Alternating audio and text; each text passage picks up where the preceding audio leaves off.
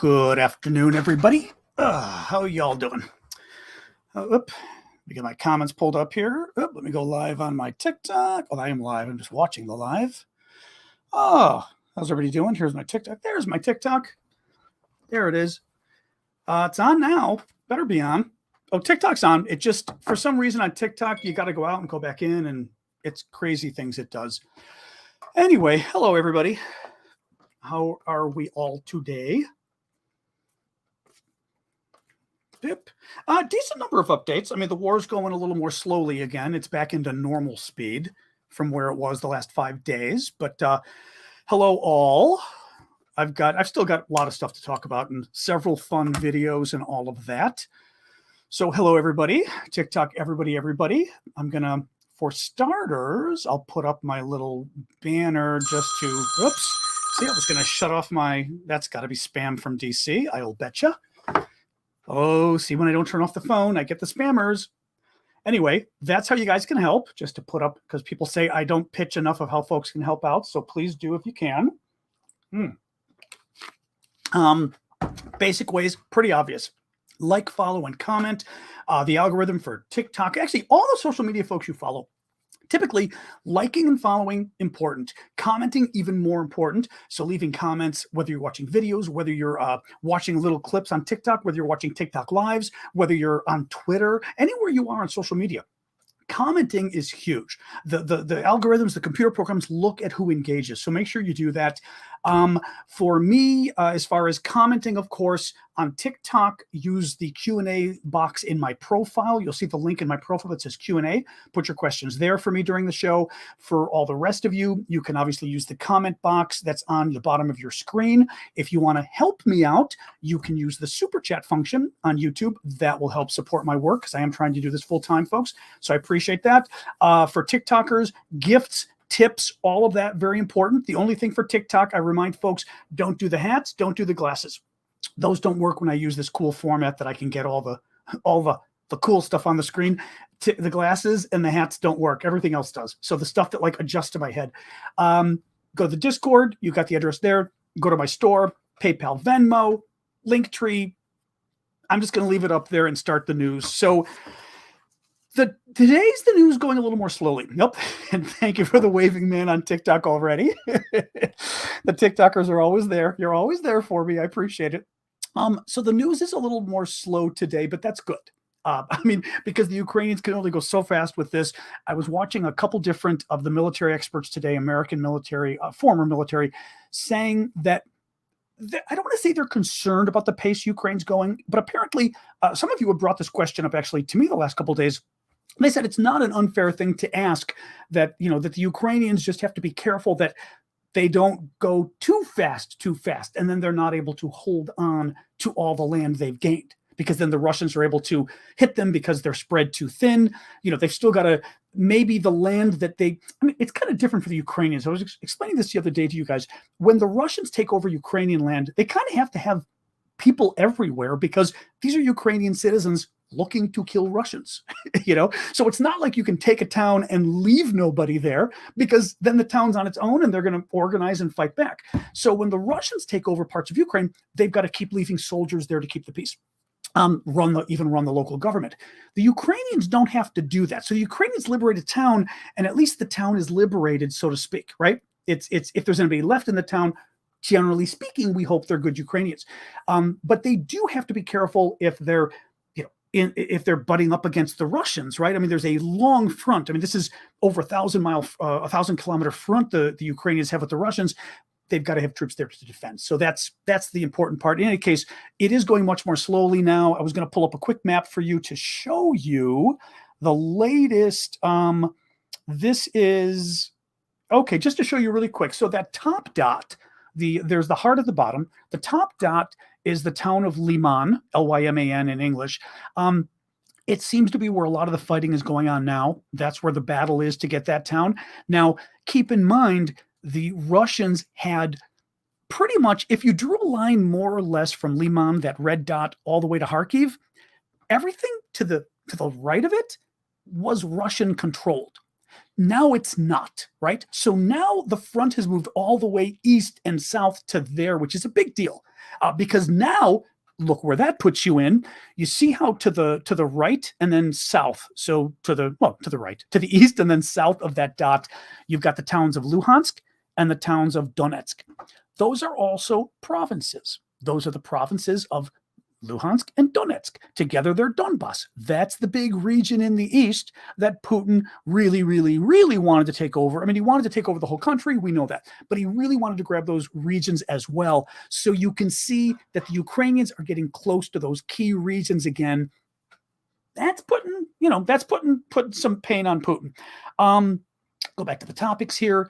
The comparative success. Oh yeah, I wanted to show you a map showing you the comparative success over the last 5 days. This was from the New York Times. It's a good map. It's showing you on the left how much land the Ukrainians have liberated in the last 5 days. On the right, the red, and not the pink, but the red is how much land the Russians grabbed in 5 months. So, in other words, that first month of the war, the Russians did very well. And then things slowed to a crawl, and the Ukrainians got, 50% more land back from the Russians in 5 days than the Russians were able to grab in 5 months. Big deal. But it also shows you, though, look at the map on the left. The map on the left shows you how much is left to be done by the Ukrainians. That's all land that the Russians still control, the pink. So, just that. This has been great what the Ukrainians pulled off, but I think a lot of what I was seeing today by the experts was very interesting, because a lot of them were now, I guess, from the initial euphoria, they've moved on to, this was great, this was really well done, but it's not like the war is over tomorrow, because there's still a lot of land to liberate. Having said that, the Ukrainians are in a much better position than the Russians, because they've got, frankly, more reserve troops to throw in there that are probably better trained than the Russians, and the Russians are kind of falling apart at the seams. And it seems, and I'm going to show you some more videos in a second. Oh, put my branding back up. There we go.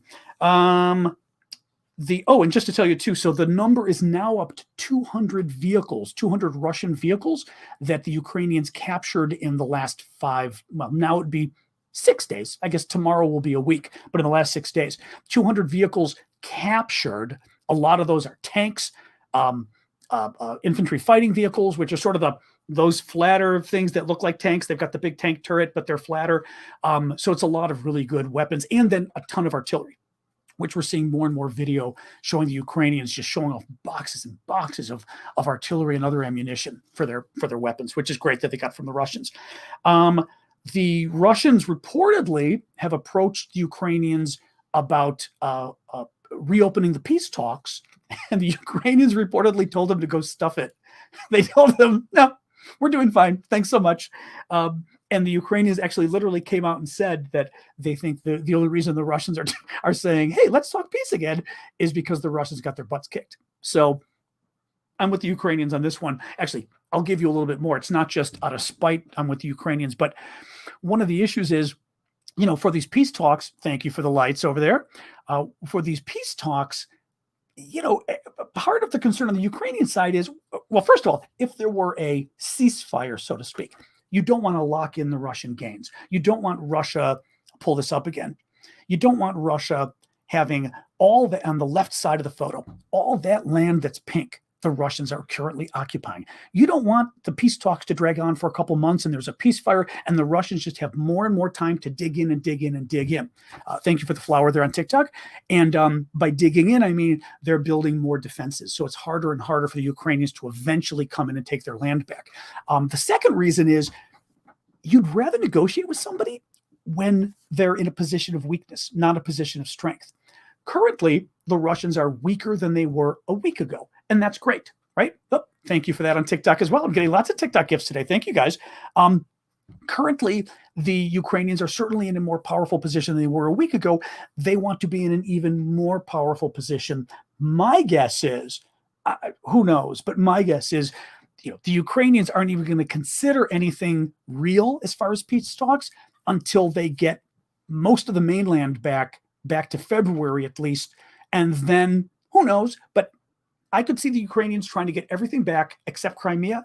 And then for Crimea, they say, maybe we'll talk about Crimea, maybe. But at this point, it's untenable for Zelensky to even say that. I'm just sort of predicting where I think things might go in the future. But either way, it would be crazy for the Ukrainians to talk peace now, because the Ukrainians are starting to get their groove, frankly, and the Russians aren't. So why do it? Collaborators. So this was kind of a good story. This is a very good story, actually. It had pictures too. Some Russian police officers in the town of Mariupol, and I think I've got Mariupol on the map. If you look straight down from the red dot, that was Liman, and straight east of the heart sign, which is Melitopol, you can see Mariupol on the sea there, okay? Mariupol is the Ukrainian town where the Russians beat the crap out of it for over a month, if not 2 months. Remember, they were bombing it nonstop. They bombed the theater that had the word children written on the side. They bombed the maternity hospital. I mean, brutalized this poor town, right? Town of 450,000 people. There were something like 100,000 people left, maybe. No food, no water, cholera, these kind of things coming back. Well, some Russian police are walking around, and they see on the side of a building, they see the Ukrainian eye. And the eye, I'll do this with my hand, but they're kind of written as an American eye, but with 2 dots on top. And it's a letter that doesn't exist in the Russian alphabet. Thank you for the September greetings there on TikTok. It's a letter that doesn't exist in the alphabet of the Russians, and therefore, the Ukrainians did it as sort of their own letter poking back at the Russians with their V's and their Z's and this kind of stuff. So the letter I has now started to pop up a lot, the Ukrainian letter I, around Ukraine, and it is a symbol of Ukrainian resistance to the Russians. Well, 3 Russian policemen in actually 3, I should say this, 3 Ukrainians working as Russian policemen in Mariupol go and see the eye on the side of some shed or something along the highway. So they go and they're trying to scrub it off. I don't know if they got beaten up. Yeah, they got blown up. They got blown up. I don't know how the hell they got blown up. I have no idea. Oh, ye. Oh, okay. Yulia is texting me and saying the letter is ye. There you go. Ye. Oh, that's the ye. I remember this. We talked about this letter before. We did talk about this letter last week, because this was the one where we were with some of the French. Thank you for the little things going off there. Some of the French were saying that it was that there's a similar pronunciation in France of ye. Okay. It's Ukraina. That's why. Okay. It comes from the word Ukraina in Ukrainian for Ukraine. And it's the letter in the middle, ye. So Ukraina, right? Ye. So it's a symbol of Ukraine. And at the same time, the fact that the Russians don't have the letter is a nice little kind of jab at them. Well, anyway, these 3 Russian collaborators working with the Russians were trying to clean it up, and the Ukrainians blew them up. And frankly, that makes me wonder if it wasn't a plot to start with, meaning the symbol was put there and they put the bomb. I wonder if they put the bomb there. And my guess is simple detonator with a cell phone, at least I've never done such a thing, but from what I'm read in wartime, a cell to sort of ring the number and blow it up thing is real. And it's pretty easy for these guys to do. I wonder if they didn't set it up for the Russians or the collaborators and just sat there and waited for these guys on their patrol to come up and go, eh. Anyway, not a good time to be a Ukrainian collaborating with the Russians. Kharkiv Oblast is without electricity again after Russian shelling. You might remember after the success the Ukrainians were having in the last several days, the Russians, to get even with them, decided just to knock out electricity as much as they could across Ukraine. They've been hitting sort of electrical generators and that kind of thing across the country as much as possible, particularly Kharkiv, the sort of second largest city, not sort of, but the second largest city in Ukraine. Once again, if you look up to that, I'm using that red dot on the right as a mooring point. If you go up and to the left, you'll see Kharkiv, which is the second largest Ukrainian town, 1.5 million people, right on the border with Russia. And it is free. It has not been occupied, but the region around Kharkiv, all of this going east and southeast was occupied, but that's what the Ukrainians freed in the last in the last 5 days. So anyway, they've been hitting a lot of the electrical generators just to basically be jerks, to try to do what they can about taking out power. This was interesting. So this is why I put this on the map. Melitopol. So Melitopol is the red heart. Well, it's a white heart in red, surrounded by red at the bottom of the map. It is currently occupied by the Russians. That whole swath down there, I'll sort of switch to the other map just so you can see. Remember that whole crescent of a swath, right, is all occupied by the Russians. Melitopol is awfully close to Crimea. Crimea is the peninsula on the bottom. I'll show you again. So there you go. You see how it's right before Crimea? Well, all that area is occupied by the Russians. In the last day, there were reports that the mayor reported hearing explosions at a Russian military base in Melitopol. The city's mayor, Ivan Fedorov, said that 3 loud explosions had been heard at around 2:30 p.m. on September 13th. Oh, that's today. Okay, at an airfield in Russian-occupied Melitopol. So, was the Russian base hit? Listen to the next story. The mayor says that columns of Russian military hardware were detected further south, and that they are retreating from Melitopol and going to Crimea. Now, that's interesting. Again, these are data points, and I like to bring up sort of the data points to give you guys a sense of what's going on, but to try to maybe draw some conclusions. We don't know, but it's interesting that the same day, that's really cool. I haven't seen one of those in a long time. Wow, whoever got me that lion thing, or the lion kid, thank you. I know that's a very cool. Thank you for that. Wow, I'm always impressed when we haven't seen one of those since the very beginning. I apologize to everybody else, but on TikTok, somebody just bought a really amazing gift. It was a cat or lion cat kind of thing, but we haven't seen one of those since I know it caught me up. You got me almost blushing. You caught me off guard on that one. Thank you for that. I appreciate that. Whoever did that on TikTok, thank you. But so you've got multiple stories here of maybe a Russian base getting blown up, and at the same time, a Russian column possibly leaving Melitopol and heading for Crimea. I don't know. It would be great if the Russians were trying to regroup. It'd be actually very interesting if the Russians were trying to regroup and start to say, you know what? We need to codify our gains, right? Take Eastern Ukraine, meaning the Donbass, the Luhansk and the Donetsk, those 2 provinces in the east, take Crimea, and the rest of it, to hell with it. I mean, I don't think they're there yet, but I could see somebody telling them, you know what, Zaporizhia and Kherson, which are those 2 provinces, you've got Crimea here, you've got Kherson, Zaporizhia, and then you've got Eastern Ukraine up here. Potentially those 2 provinces in the middle, somebody, I think, would at least recommend the Russians leave them for now, but I don't know that they're leaving now, but at least that's interesting. This was funny. The multiple reports actually from the Ukrainians actually, I think I saw a report in the press as well, that the Russian troops in Eastern Ukraine and the South, so the troops that are in Kherson and the Kherson region in the South, have been looting homes and stealing hundreds of civilian cars, loading them with the looted goods they've grabbed from Ukrainian homes, and then driving back to Russia. So either driving back to Russia in the east, or in Kherson, driving to Crimea to at least get as far away as they can. But these are the Russian troops. And somebody else, I forgot who it was, somebody on Twitter commented and said, these guys are in such a hurry that they're not even bringing their tanks with them.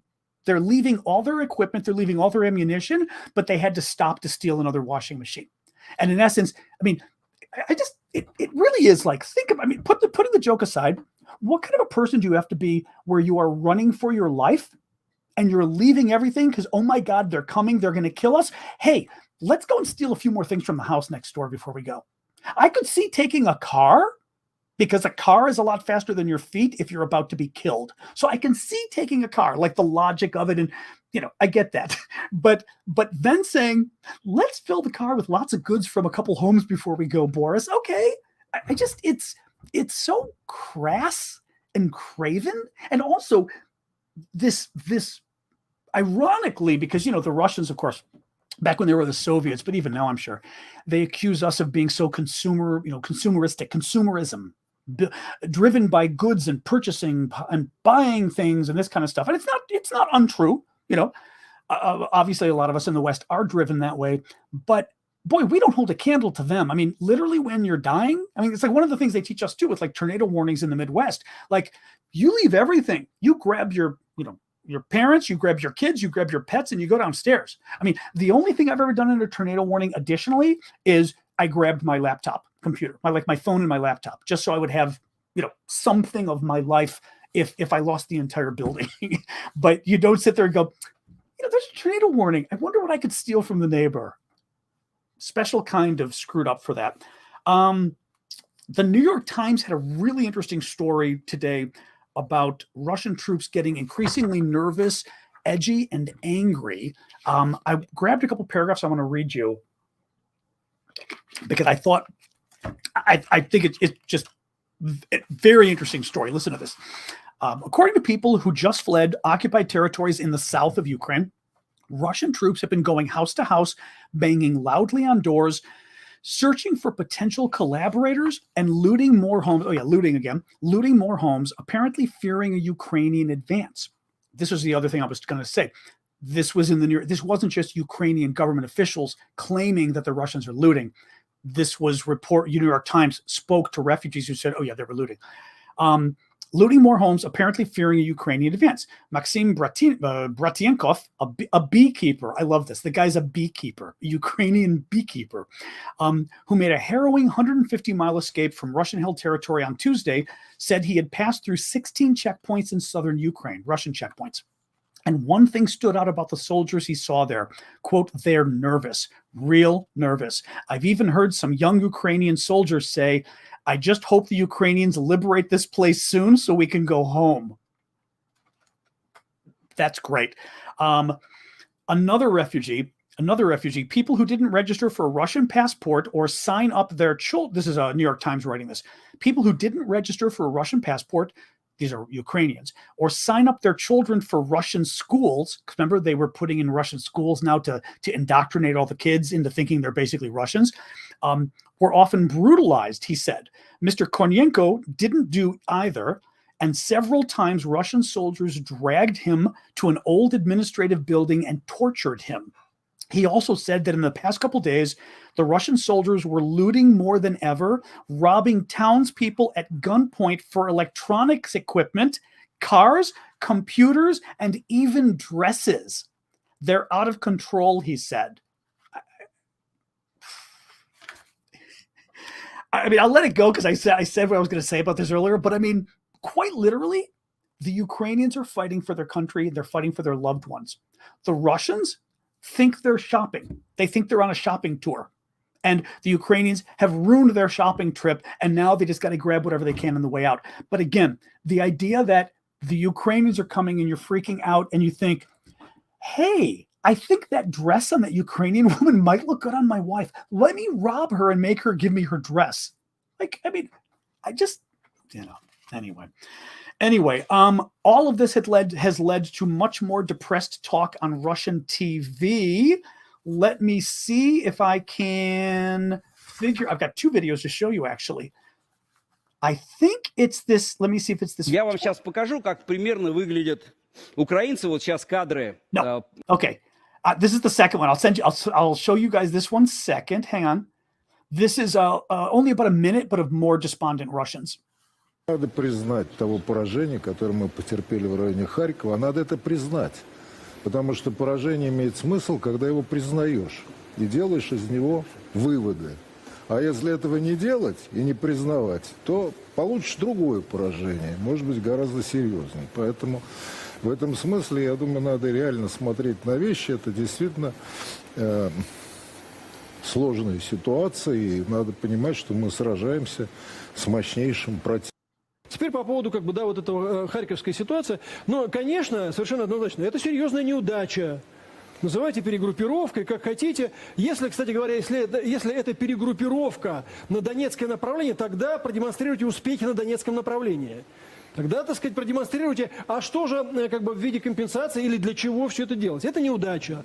И это за более чем полгода, это первый серьезный успех противника. Причем он тем более как бы болезненен, потому что об этом, о готовящемся контрнаступлении украинской армии в Харьковском направлении говорили несколько месяцев. Все. Говорили все.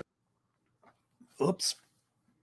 Yeah, not happy. Now, what's interesting is this talk has been growing about, oh, we're facing such a difficult enemy, right? They're trying to come up with reasons and who they can blame for this. And the initial blame, of course, is, oh, those Ukraine. Remember early on, I showed you guys a story months ago about the Russians claiming that they had uncovered a local Ukrainian military headquarters that showed the Ukrainians were using witchcraft to beat the Russians. And they were like making monster. Oh, no, then there was the second story claiming, remember the monster troops? Like they're giving them drugs that's turning them into actual monsters. These Ukrainian troops, nobody can beat them.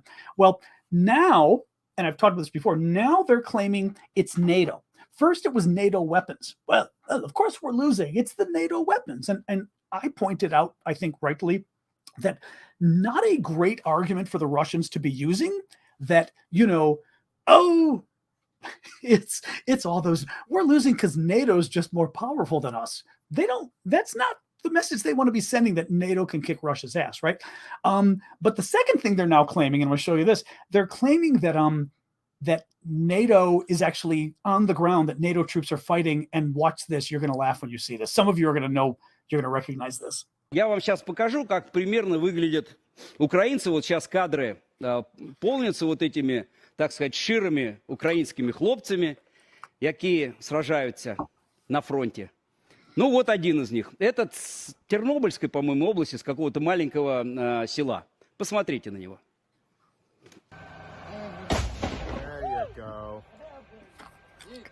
What now? Shit's coming down.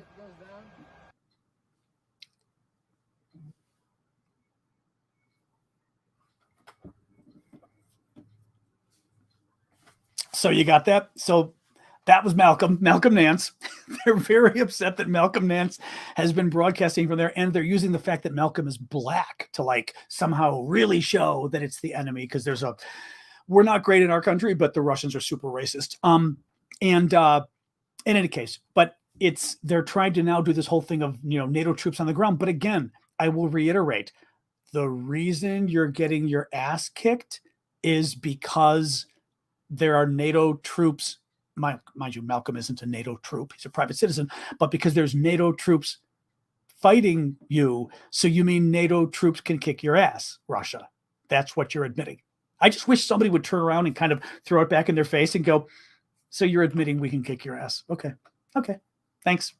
What else we got here? UK intelligence. This was interesting. So a prestigious Russian army unit is severely degraded has been severely degraded in the Kharkiv offensive. Russia's First Guards tank army, designated to protect Moscow in case of attack and lead counterattacks against NATO countries, took part in the chaotic retreat from Kharkiv Oblast, according to the UK's Defense Intelligence, saying that according to the report, the losses suffered by the First Guards tank army, along with other units in Russia's Western Military District, will take years to rebuild. Just to give you a sense of not only how badly they're doing, but the point is, even their most revered units have been just destroyed. And it's going to take years for Russia to build these guys back. Anyway, they're not in a position to fight a larger war, is also the point here. Whenever anybody says, oh, would they use nuclear weapons against us or attack us or whatever? They can't beat. Let's see if Ukraine can win, but they can't. The Russians can't win at this point. So they don't want to be fighting 30 plus 2 NATO members. Ukrainian General Staff. This was an odd story, but fits in with the rest of this. Ukrainian General Staff says Russia has stopped sending new units to Ukraine. Ukraine's General Staff of the Armed Forces reported on September 12th that Russia's military command has suspended sending new units to Ukraine, and that a large number of volunteers are also refusing to fight in Russia's army. There's two things here, which is why Like, why would they not be sending new units to Ukraine unless it's, basically it's that the units aren't ready. I mean, that's the only thing I can see here. The units aren't ready. They realize the units aren't ready. They may think if we just send more units, they're literally just going to run. Thank you for the crown on TikTok. The guys are just going to pick up and run.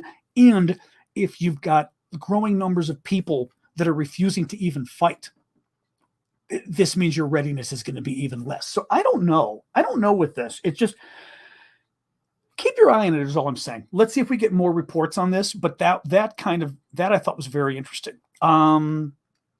Oh, that's nasty. Gus Galloway is saying, should we be worrying about backing Putin into a corner? I think that is clearly a concern of President Biden. That was his concern from the beginning. And it's why we have not been giving, Ukraine the longer range weapons. It's why we haven't been giving Ukraine, a large part of the reason we haven't been giving them planes, why we haven't been giving them NATO tanks. They got a number of Russian former Soviet tanks, but we refuse to provide them any sort of Western, not NATO, but Western tanks from NATO countries. The problem is, I guess I'm not personally worried about it because I don't know what else you do. Either you let him win or you back him into a corner, right? Either he wins or he doesn't win. For Putin, any kind of not winning is, I don't know how Putin saves face in this war when pretty much he expressed a desire to take over the entire country, said the entire country was run by Nazis, by literal Nazis, said he was going to free all the Russian speakers in the East, and now, he's losing land there. I think this is already a great embarrassment for Putin. So he's already in a corner in a way. Actually, not in a way. I think he already is in a corner because, we still have to figure out how the Ukrainians are going to win this, but it's not clear how the hell Putin's going to win this at all. So I don't know. I don't buy it. I just don't. And again, I'm a little more in your face in my international relations on this kind of thing, but I think this is where very strong leaders in the West have to go to Putin behind the scenes and go, I don't care about your saving face. I don't care about your ego, but so help me God. There's a couple things you're not going to do. You're not going to use nukes in any way, shape, or form, even tactical nukes. You're not going to use chemical weapons, and you're not going to use biological weapons. And if you do, we are entering this war and you're going to lose. Boom. And that you've got to tell him that, because otherwise you do run the risk of him being in a corner, so to speak. And not only in the corner, but I guess my point here, final point, and we'll move on, is the calculus for Putin isn't just, am I Putin in a corner? It's what can I get away with? What's going to happen if I do X, Y, or Z? What can I get away with? But also, what will be the repercussions? It's not like Putin's thinking, I'm losing, I better just kill everybody blow up Russia with me. I don't think that's what's going on. I think he gets desperate and he's thinking, I'm not going to keep my job if I don't win this war. What can I do to win it? And that's where the West has to say, if you try any of those things we're worried about, you're not going to win this war because we're getting involved. And then you're going to be at war with 30 plus 2 probably countries, meaning Finland and Sweden. So, let me see, make sure. Okay, I did get your question. I want to make sure I didn't have any other questions I missed there. Hang on. This was interesting too. Okay, this I grabbed because it reminded me of the other story I just read you guys. Ukrainian intelligence is saying that the Russians have begun to leave Crimea and southern Ukraine with their families. An urgent evacuation of Russian proxies, intelligence officers, and military commanders is undergoing despite their assurances given to the population that the area is safe, according to Ukraine's intelligence directorate. There's also more weapons shortages. The Russians are now turning to Tajikistan. We heard in the last couple of days that the Russians were turning to North Korea to try to get artillery. Well, now they're turning to Tajikistan as well, which is one of the former Soviet republics. So again, it's another country where the weapons that they inherited from the Soviet Union would be Soviet-era weapons, and it's the kind of weapons the Russians use as well. So they can get the artillery, whatever they would buy from them. It's stuff they already know how to use, and it would be artillery and armaments for the kind of weapons they already have. Russia has requested to buy 220 millimeter Uragan rockets and 203 millimeter shells for the Pion self-propelled artillery system, for any of you who are geeky enough to know that. It is also alleged that the retired Tajik military personnel were being offered to sign contracts to fight for the Russian army in Ukraine. I mean, all I can figure is they offer these guys enough money, but I can't imagine Tajikistan. Yeah, I can't imagine being offered how do you offer these guys enough money to fight what's clearly a losing battle? That's the thing. If you survive I guess it's like a game of Survivor. If you survive 6 months, you get money. If you don't, you don't. The Guardian, just really quick, the European Union is unlikely to cap the price of natural gas from Russia. A draft regulation on the electricity emergency tool seen by the Guardian, this is from the Guardian newspaper, contains neither a price cap on Russian gas nor a cap on all imported gas. This was one of the things that the European Union was trying to do, was to figure out, to basically be its own cartel and dictate a price to Russia of what it would pay for gas.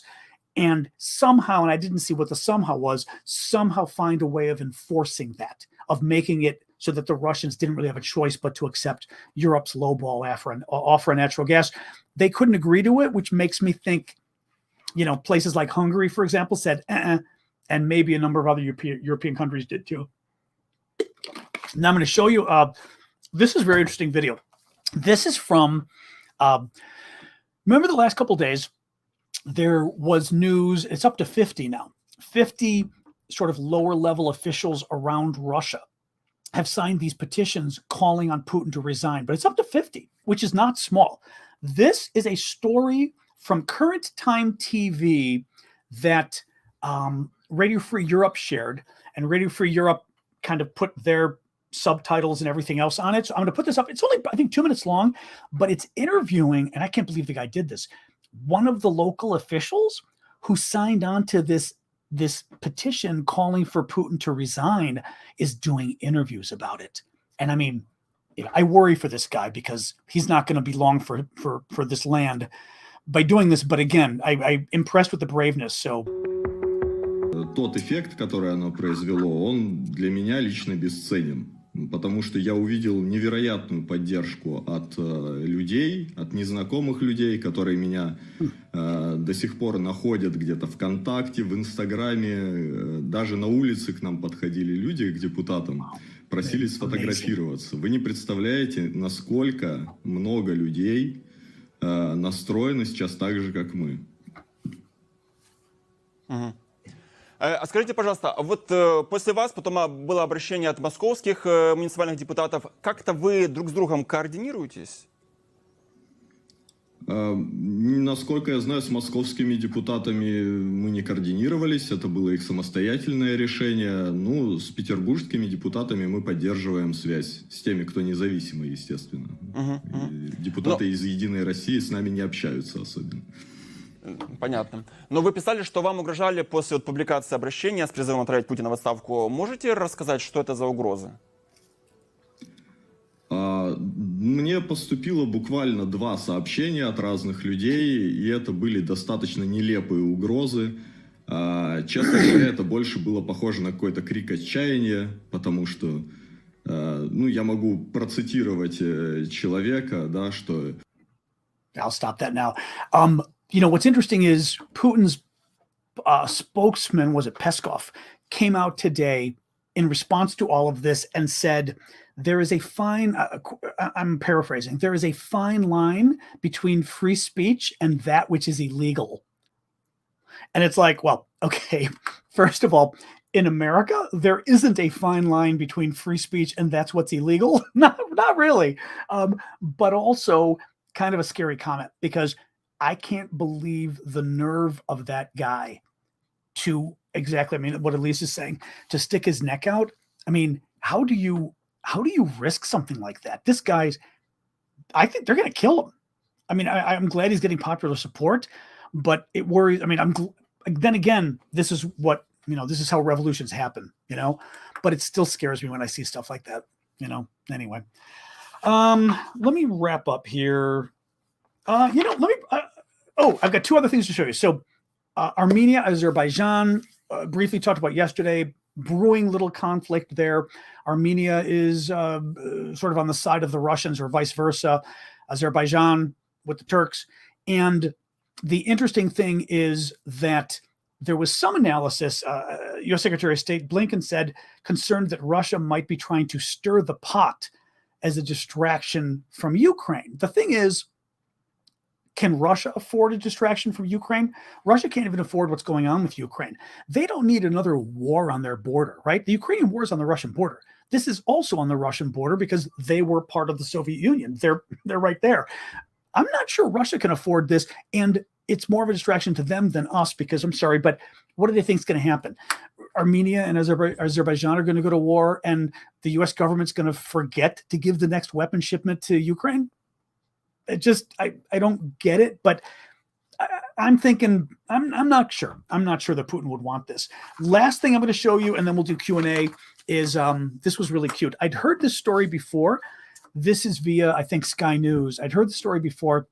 This guy worked for Queen Elizabeth, and he gave this interview in the last couple of days. And I'd heard the story, but it's a fabulous story. Okay, listen to this. Normally, on these picnic sites, you meet nobody. But there was two hikers coming towards us, and the Queen would always stop and say hello. And it was two Americans on a walking holiday. And it was clear from the moment that we first stopped, they hadn't recognised the Queen, which is fine. And the American gentleman was telling the Queen where he came from, where they were going to next, and where they'd been to in Britain. And I could see it coming, and sure enough, he said to Her Majesty, "And where do you live?" And she said, "Well, I live in London, but I've got a holiday home just the other side of the hills." And he said, "Well, how often have you been coming up here?" "Oh," she said, "I've been coming up here ever since I was a little girl, so over 80 years. And you could see the clogs thinking. He said, "Well, if you've been coming up here for 80 years, you must have met the Queen." And as quick as a flash says, "Well, I haven't, but Dick here meets her regularly." So the guy said to me, "Oh, you've met the Queen, what's she like?" And because I was with her a long time and I knew I could pull a leg, I said, "Oh, she can be very cantankerous at times, but she's got a lovely sense of humour." Anyway, the next thing I knew, this guy comes around, puts his arm around my shoulder, and before I could see what was happening, he gets his camera, gives it to the Queen, and says, "Can you take a picture of the two of us?" Anyway, we swapped places, and I took a picture of them with the Queen, and we never let on, and we waved goodbye. And then Her Majesty said to me, "I'd love to be a fly on the wall when he shows those photographs to the friends in America, and hopefully someone..." Could you imagine? Hey, lady, could you get our picture with the famous guy? I like I said, I heard that story before, but I just love that story. I also love that, like, she would stop and talk to people on the trail. Not exactly the thing I would expect. Well, from the Queen of England, but or the Queen of, we always say Queen of England over here. I know some of the folks got mad at me on TikTok when I said that the other day. It's what we say in English, in English outside of the UK. But the fact, because at the same time, there's this impression of her being a little, a little too stiff upper lip, and the fact that she would stop and talk to people on the trail and everything, but especially doing something like that rather than going, "It's me," or whatever. I just love that. Oh, I'd love to get a picture. But I love how but the best part is that he's probably the one who said, "Let me get a picture of you guys too." Right. And they're like, "Okay." But you do wonder, though, the fact that picture never came out, though, makes me wonder whether the people never figured it out. Anyway, the last thing I was going to tell you. So we were going to have Tom Mutch today, who's the New Zealand journalist, the war journalist in Ukraine. He missed his train. He messaged me earlier that he's on the train right now, so he wasn't able to. Not right now. It was going to be this afternoon, I guess. He wasn't going to be able to make it. This afternoon, our time. He was going to be from 10 to 11. He was PM in Ukraine. He was going to join us, and from 10 to 11 in Ukraine, he was on a train. So trying to reschedule him for possibly Thursday. Tomorrow, we've got Matt Lewis, who's a conservative writer, going to talk to us about Trump, but also about our democracy overall, the elections coming up, things like that. And I've known Matt a very long time. Good guy. He's a conservative Republican. Very good guy. Just a good human being. And I think, anyway, he's going to be a good voice in there. You may not agree with everything on him on policy sense, but he's a good human being fighting for the good stuff, and I just thought it'd be fun to have him on, and also just to have a mix of guests. And then next week, remember, we've got David Frum on the 20th. Matt is tomorrow, the 14th, at 2 p.m. Eastern time, so that's 2 p.m. New York time. And David Frum is joining us next Tuesday, the 20th, at 6 p.m. Eastern time, U.S. All right, let's jump in with questions. Again, thank you for those gifts. That was very sweet of you guys. I'll switch. What should I switch? I'll just switch to the how you can help to remind people to keep clicking the follows. I always forget too. Click the screen on TikTok because you get the hearts. Never know how that works with the lights. Maybe it helps. Maybe it doesn't. Can't hurt if it helps. But let me jump into your questions here. There will be the usual broadcast. There will not be the usual broadcast tomorrow. I guess I should have said that because we're going to have Matt at 2 p.m. Eastern. So I'm not going to do the 6 p.m. Eastern broadcast. No. That will be my hour or hour and a half of voice for the day. So, I want to be careful that I'm not totally messing with my voice since I did only recently get it back. Yes, Fanatic. Actually, the latest number is 50. 50 local Russian politicians was the latest number they said on CNN about an hour ago, which is amazing. Actually, there was a question from Alex asking about, you don't think this war comes to a full city destroying nuclear war? I don't, because look, there's always the concern with nuclear weapons that accidents happen. I don't know. I mean, we learned about some stuff that happened in the Soviet years in the 80s. Remember, there was some kind of weird accident or something. I forgot what it was, but it was something where we thought the Russians might have launched, like really scary stuff that was going on. So there's stuff like that can happen, right? Misunderstandings, whatever. But as far as sort of an intentional nuclear war, I have a hard time believing it because as I've explained before, we have nuclear submarines. Russia has nuclear submarines. US, Brits, and the French all have nuclear submarines. They are submarines that have ICBMs on them, basically, international, intercontinental ballistic missiles. I mean, huge cruise missiles, but and as well, big honking nuclear missiles. Submarines are almost impossible to find when they're not in port. When they're in port, they're sitting on top of the water. When they're under the water, good luck finding them. There's no way the Russians would be able to find all of our subs.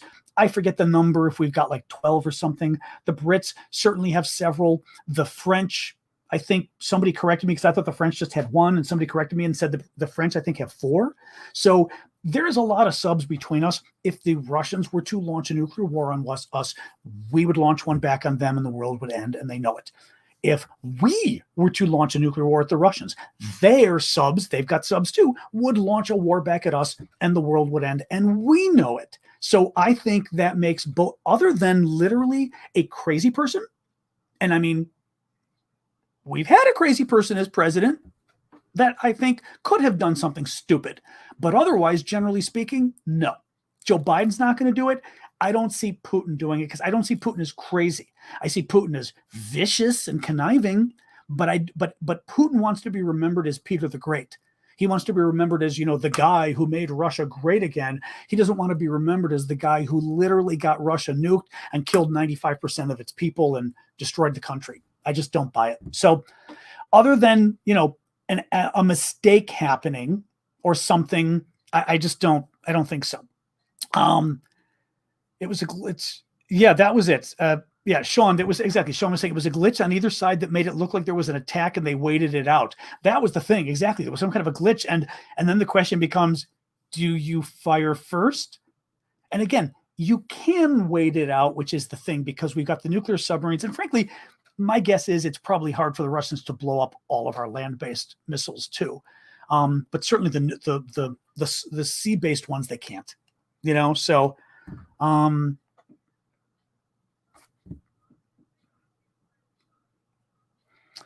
I'm not sure what the Russians are spinning this as bad advice to Putin is risky. Not sure what you're saying there, Elise. Do you think Biden will go to Ukraine in the future? I hope he does. God, I hope he does. It's been kind of annoying me that Biden hasn't been. I really do. I have to say that, Brittany, Marion of the Free Britney contingent. I still remember when Marion wrote Free Britney, and I'm like, Britney Spears?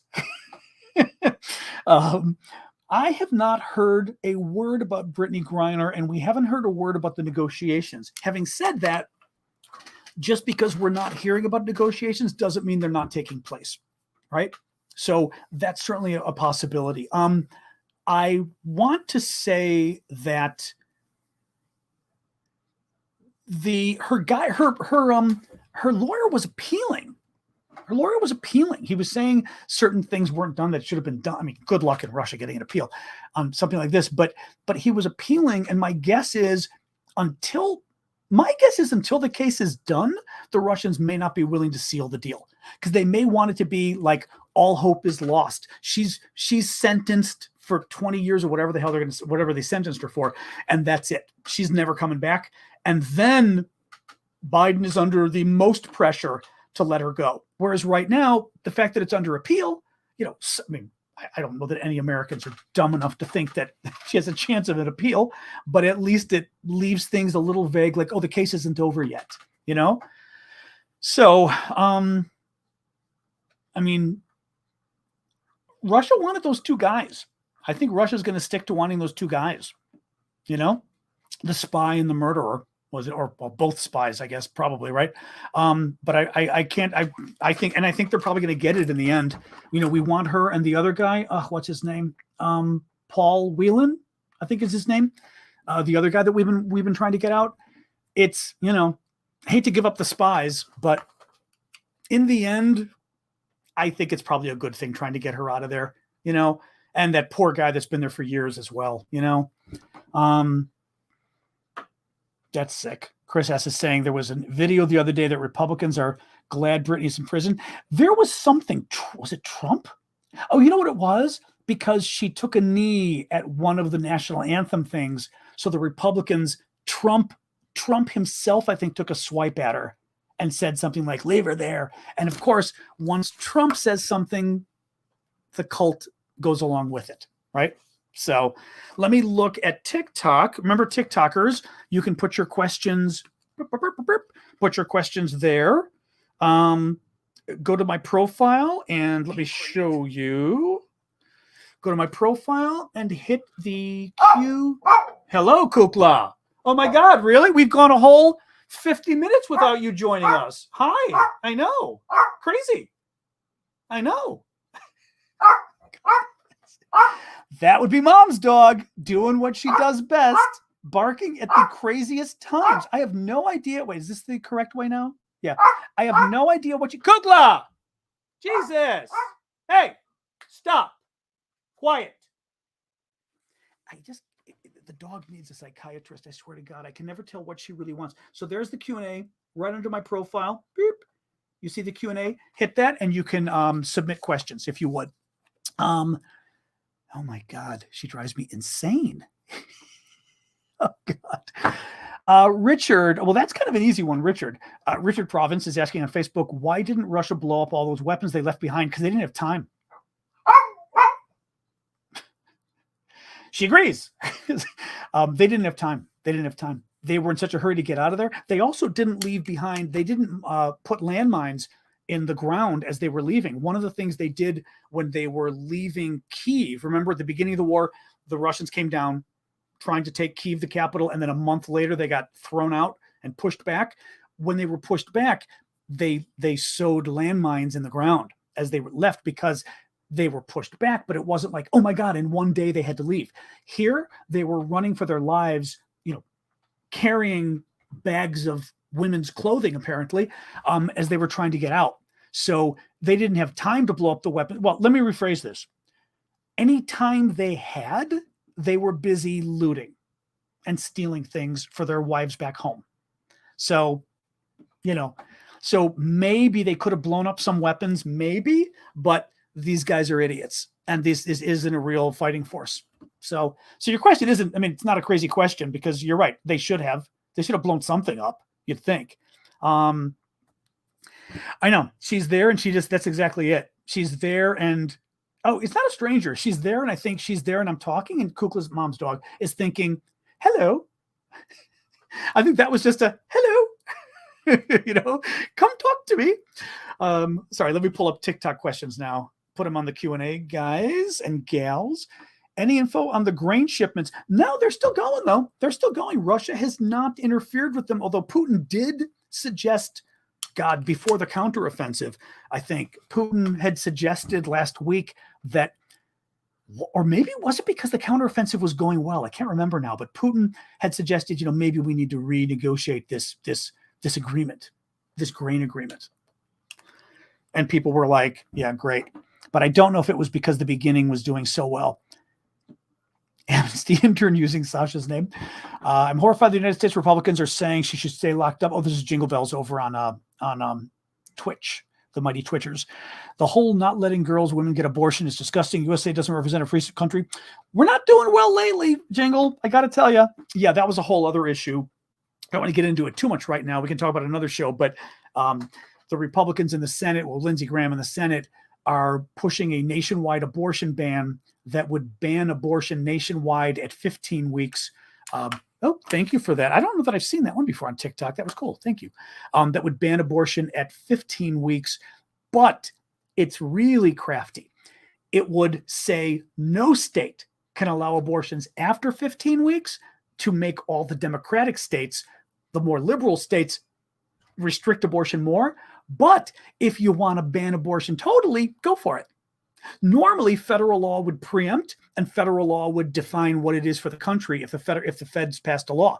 In this case, they're preempting liberal states saying nobody can have an abortion after 15 weeks, but all the red states, all the Republican states, if you want to ban it completely, go for it. Yeah, Lindsey Graham has no uterus.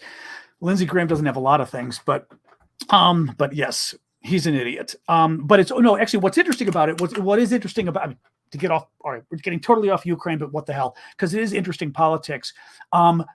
Graham thought that this was great politics for the Republicans because it would unite the Republican base. He's trying to make abortion an issue for the Republicans. What the polls are showing is that women are freaking out and angry as hell, and they're registering to vote in huge numbers.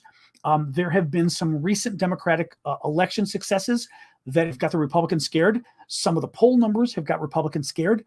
There's a number of extremist Republican candidates for Senate, especially U.S. Senate, that have Republicans scared also because it's sending this larger message to the country that the Republicans have extremist candidates. And then you've got abortion. Well, you've got the democracy problem, which now is becoming a bigger concern for people about Trump and the violence and Trump's Mar-a-Lago thing and everything else. And you've got the abortion, and you got abortion. And 61% of people in the most recent poll think all or most abortion should be legal, 61%. So Graham is now trying to make the abortion hot for Republicans in addition to a hot issue for Democrats.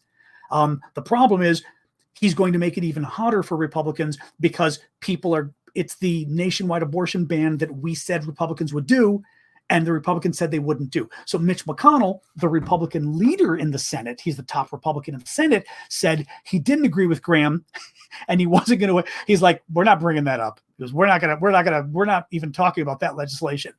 And what's interesting is I almost could see the Democrats bringing it up and going, okay, sure.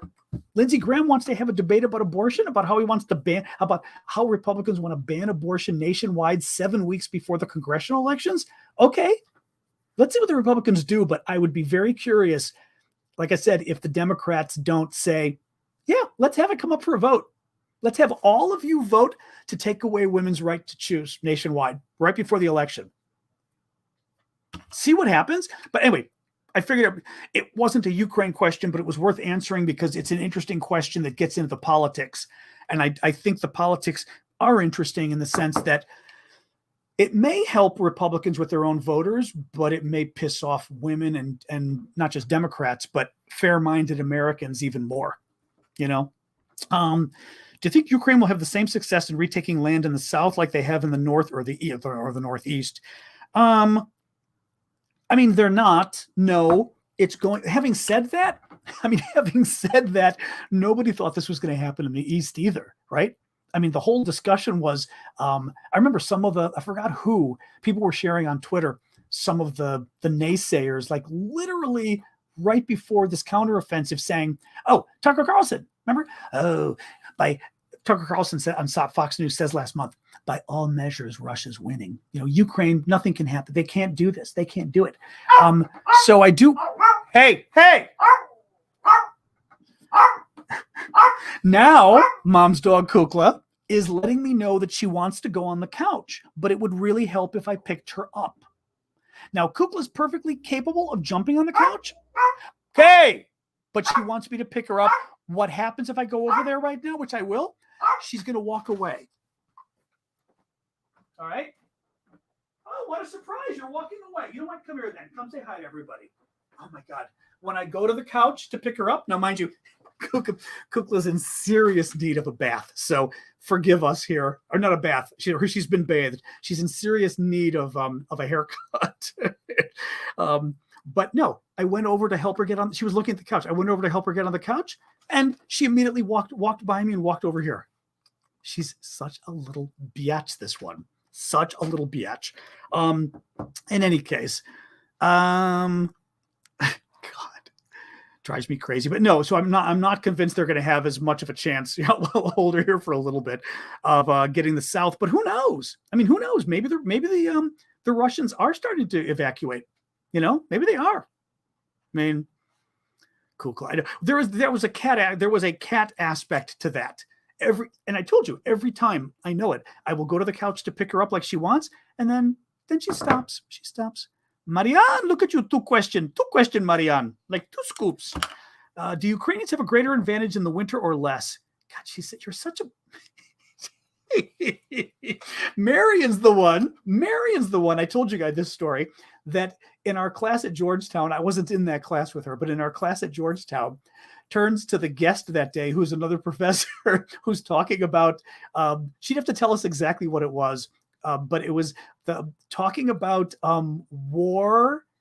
Oh, about war. And like, I think it was how you get into wars or something like that, like how wars happen.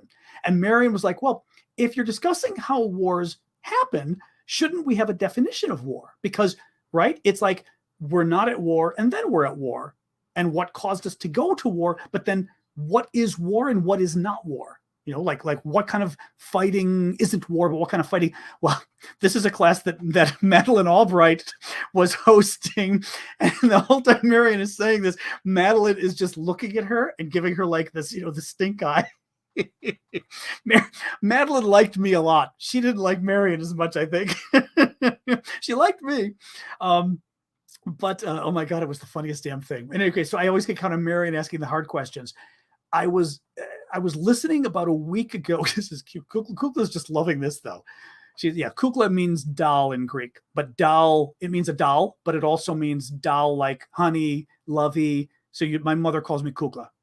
Like mothers say it to their kids and stuff. Kukla, honey, but not honey. It's endearing. I don't know how you'd say it otherwise. All right, Kukla, I'm putting you down a little bit. All right, good girl. Okay. All right, that was good. People were talking about this before the counteroffensive as far as whether this was better for Russia or Ukraine. There were a couple different things. It's not clear what's going to happen over the winter. I remember seeing Kukla's a Maltese Bichon. I remember seeing some talk. Actually, I did see this talk. There's a great story today, I think in the Washington Post. I was just reading it before I came on with you guys about how the counteroffensive even happened. It's really good. I literally was probably reading it on my phone. There's no way I'm going to be able to. I was going to say, if I had this, I would share it with you guys, like with a link from the Post that you could read it. Let me look and see if it's at least, if I've got it open. No.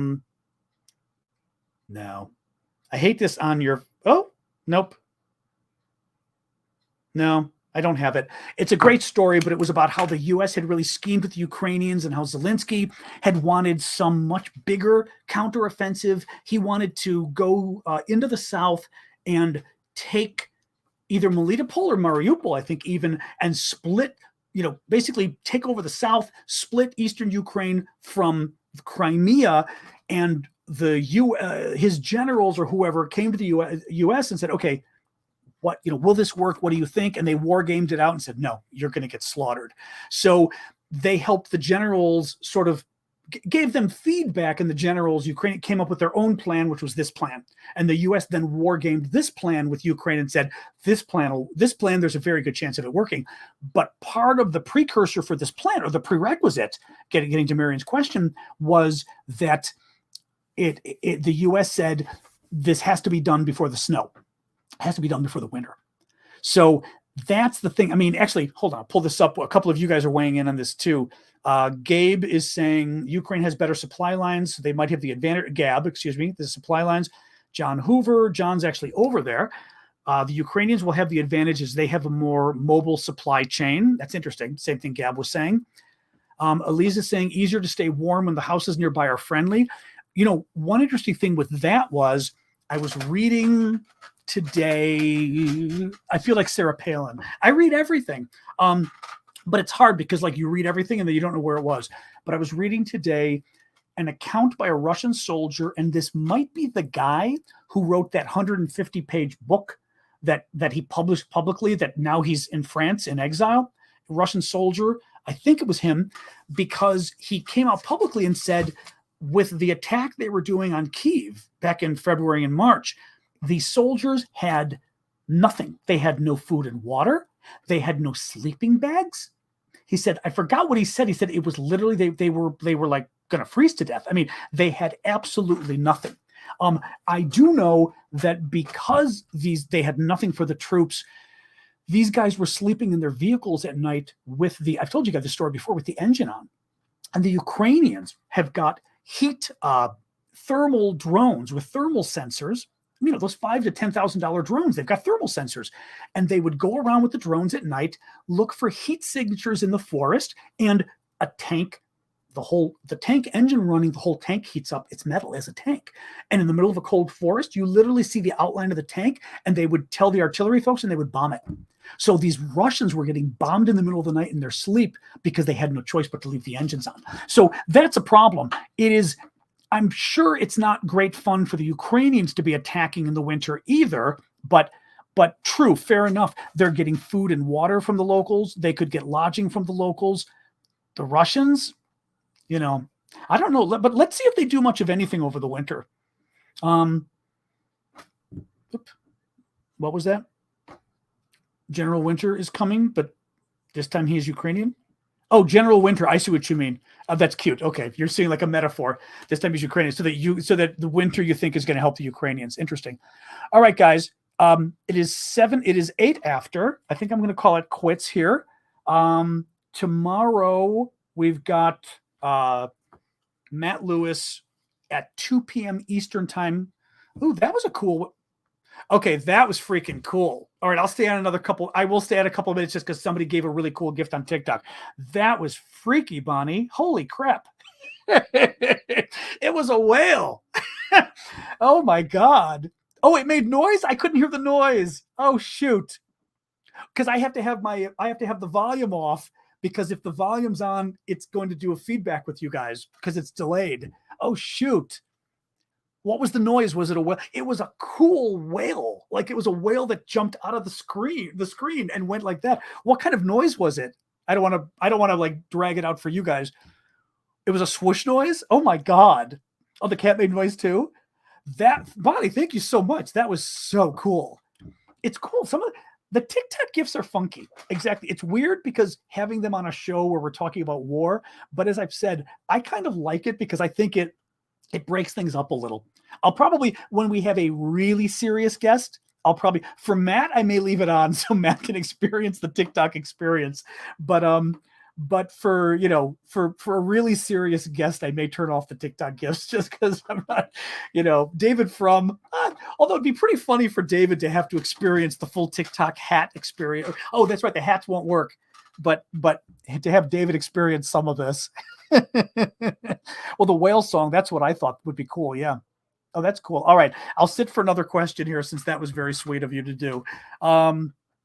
Okay. People are actually weighing in with more comments for Marion. Some of the captured Russian soldiers wore dress shoes instead of boots on recent images. Oh, that's right. Which doesn't prepare you well for winter. They're getting winter uniforms from various countries too. The Russians or the Ukrainians. What is the hype surrounding September 24th? I have no idea. What is September 24th? Anybody? Jump in and tell Franny. I don't know. Jesus, Jingle. That's amazing. Wow. Bonnie, that was just ridiculously generous of you. It was very cool, but that was really generous of you. Thank you. I appreciate that a lot. For all the occupiers who've had a problem with general winter, meaning the winter, including Germans, and the Russians won't fare any differently now. Well, but the question, Fanatic, is you've got both sides operating in the winter, though. I mean, the Russians are dug in and the Ukrainians are attacking, which makes it in principle, it's a little harder to attack. Now, actually, you know what's one thing, too? Imagine the Ukrainians attacking the Russians in the winter, and the Russians who don't want to be there anyway, and the Russians who are already a little scared because they've seen what else has happened now with being routed in the east. The Russians are sitting there freezing and the Ukrainians are coming. It could be even more of an incentive for the Russians to run and flee because it's winter. It's not like the weather's nice and at least let's try and fight, but you're already freezing your ass off. There's no food and water, and now the Ukrainians are coming to kill you. You're like, this isn't worth it. No, that's interesting. That's actually very interesting. Let me see here. Boy, you guys are all weighing in. This is good, though. I like when you guys weigh in on stuff anyway. It's fun. John is saying artillery does not take territory. It just softens it up and terrorizes the civilians. Right. Vernon. Okay, let's not put that down. Oh, sorry. That was Jingle. That was crazy. I mean, but fabulous.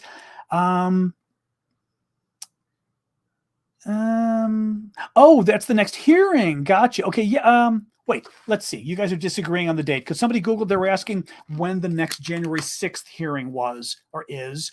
If somebody wants to Google, that might be helpful. Oops, that was oh, that's cool. These are new. That might be a new one there. That TikTok thing was I've got my iPad on the side, which lets me where I get to watch the TikTok stuff. That's why I keep looking over there when you guys give me TikTok gifts. So you know I'm looking over. That was very cool. The mirror. I didn't see that. So when is the hearing? The hearing is September 20. Can somebody just Google when the next January 6th hearing is? I think the committee is literally January 6th committee is the name of it. Now, mind you, previously, January6th.house.gov. No upcoming hearings. That's not true. They didn't update their website, the losers. All right. Let's Google the article. When is the next January 6th hearing? All right. Come on. Oh, dear God. Al Jazeera just wrote like a piece to get. It's the 28th. It's the 28th. It is the 20th. Okay. I just saw the article. Okay. It's the 28th. Yep. All right. Sweden and Finland, haven't heard any updates on that. I believe 20 of the 30 countries had already voted Sweden and Finland, NATO. Let's see if there's any news. I've not seen news, though, to see what the latest a month ago, 3 weeks ago. Of course, Turkey is still being a pain in the ass. I swear to God. Turkey issued no additional demands. That's good. 6 days ago, I don't know. This is about trying to see if there's any. No. Deutsche Welle. Come on, Germans. Okay, this is an obvious thing to put in the article is to say how many countries have already approved. More than half. Okay, that's lazy. This is AFP. This isn't even Deutsche Welle. This is AFP and Reuters. More than half. We know that. It was actually 20 out of 30. It wasn't. God. Yeah, they're being lazy. They're being lazy. So I'm not sure what to tell you there. The Russians may have equipment problems in the winter, given the age and prep of equipment as seen so far. Ukraine will have new and more modern equipment designed for, that's interesting, designed for cold weather combat and operations. That's interesting. That's interesting. Huh. That is interesting. Yeah, I mean, Felix is asking, although Felix, my suspicion is, we've got Hungary, and Hungary is a member of NATO, but how does the new right-wing Swedish government affect their potential NATO membership? I mean, a right-wing government itself isn't the problem. The problem is the Swedish Democrats did well enough. I didn't see if a government's been formed yet in Sweden, but the Swedish Democrats did well enough to become part of the government. Just to remind folks who don't know, the Swedish Democrats were Nazis. So these are not good people, literally Nazis. So at least I've known of them for about 12 years now from my social democrat friends in Sweden. They're not good people. So that could be an issue. I don't think it's an issue for NATO membership, but because Sweden is still a democracy and all of that, but it doesn't help. It doesn't help. But I think because of what's going on with Russia, it's not going to derail things. It's not going to derail things.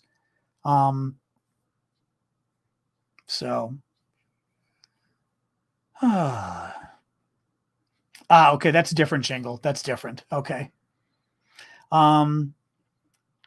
Yeah, I saw that too. Yeah, there's an interesting article out today about how Putin has spent $300 million in dollars election meddling, but I believe it's election meddling around the world is what it said.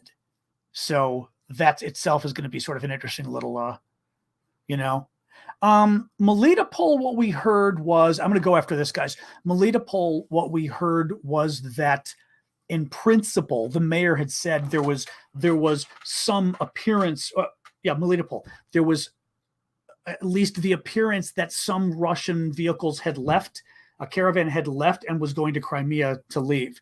Now, whether that means it was being evacuated, I don't know. But it was something to keep an eye on. And then at the same time, what was my second Melitopol story? That that there were explosions at the same time at the airbase. So it was an interesting coincidence that both of those seemed to be happening. All right, guys. I'm going to go. I'm not going to do the recap because we've been discussing all these issues anyway.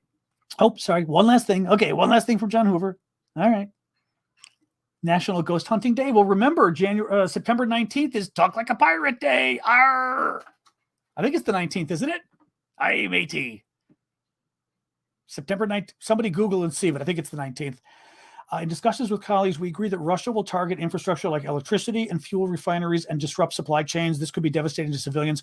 Yeah, I mean, I think a big concern now is going to be, I don't think Putin uses nukes. I think Putin goes nuclear, though, and Putin says, you know what? Screw it. If I can't have it, nobody can have it. The best way to keep Ukraine, if he thinks Ukraine's a threat, the best way to keep Ukraine from being a threat is to destroy the country and level it, destroy the infrastructure, destroy the government buildings, destroy the electricity, destroy the railways, factories, everything, put Ukraine back in the Stone Age so it takes them 20 years before they become a threat to Russia. That, I could see that as being Putin's mentality, because that he can do. And then he figures out, thank you, Motek, and then he tries to figure out an exit at the same time. And maybe, by the way, kind of scary, but maybe leveling Ukraine allows him to say, we did it. We leveled the country. They're no longer a threat. And all these pictures of bombed out Ukraine make the Russians go, yeah, it's possible. It's possible, So, all right, guys, I'm going to go. I'm not going to do my Discord today, but remember, we do have a Discord and the store.